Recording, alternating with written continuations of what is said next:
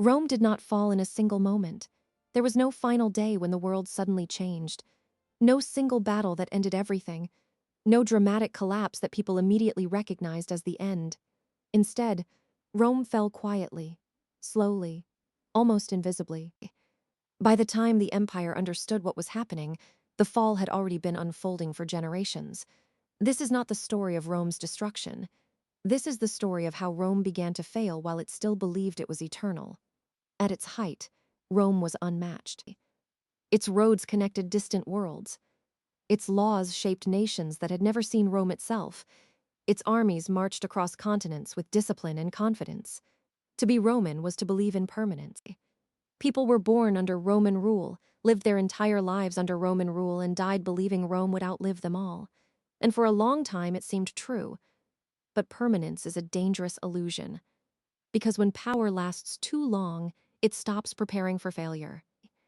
As Rome grew richer and larger, its sense of purpose began to change. Leadership slowly turned into ambition. Public service became personal gain. Duty gave way to luxury. Emperors rose and fell with alarming speed. Some ruled for years, others lasted only months. Political rivals fought not for Rome's future, but for control over its present. The empire was still strong, but it was no longer united.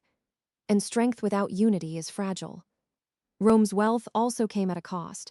To fund endless expansion and military campaigns, taxes increased. Farmers struggled to survive. Workers felt abandoned.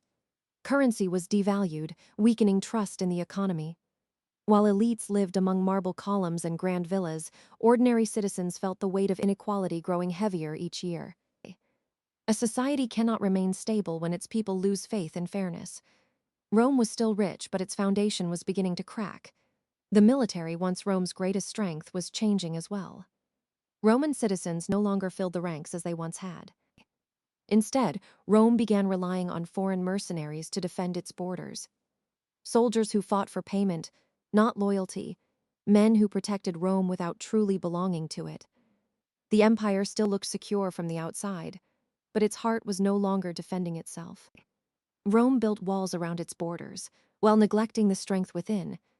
Expansion had made Rome powerful, but it also made Rome vulnerable.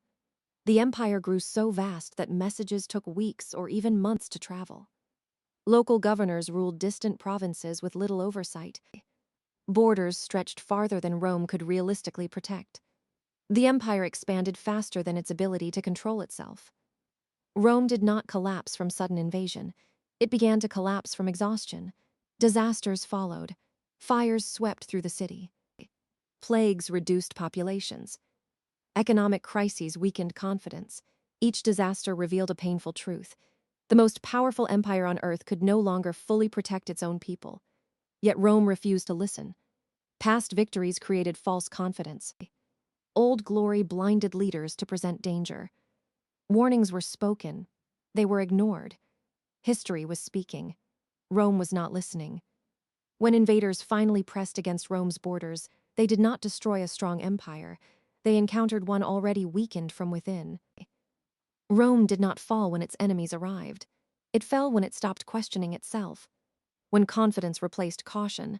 When power replaced responsibility. When the idea of Rome became more important than its reality. Empires rarely fall in a single moment.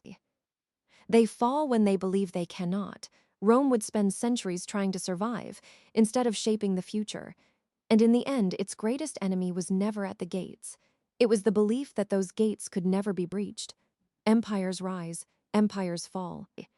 And when history speaks, we should listen.